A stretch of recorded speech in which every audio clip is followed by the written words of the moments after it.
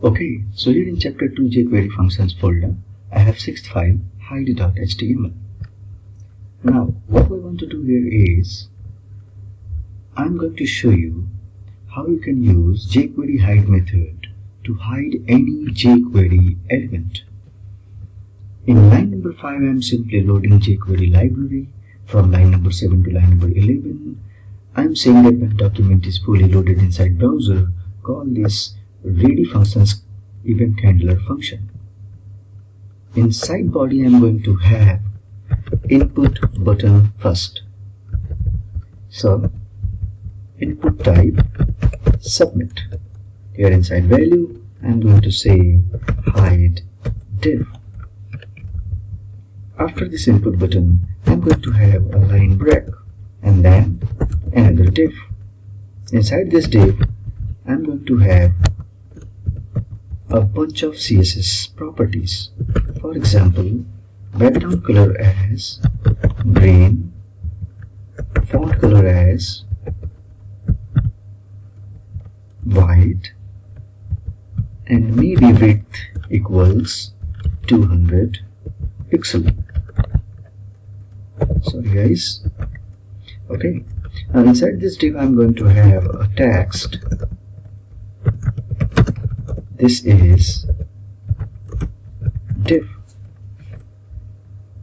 Now, what do I want to do right now is, if somebody is clicking on this input button, this div will get hidden. So, in order to handle this input button inside jQuery ready function, I have to assign this input button an ID.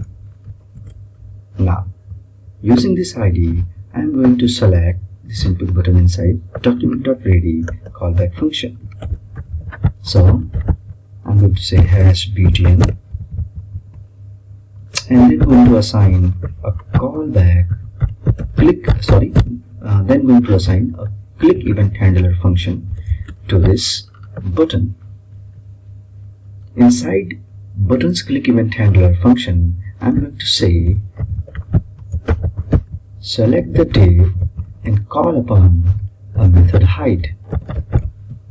So if somebody is going to click this input button, this button's click event handler function will be called, and then this div will be selected and get hidden by this hide method.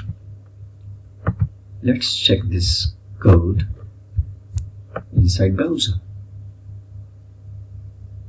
Okay, now if I go and click this hide button, this div must get hidden. So let's click it. Look, the div has been hidden.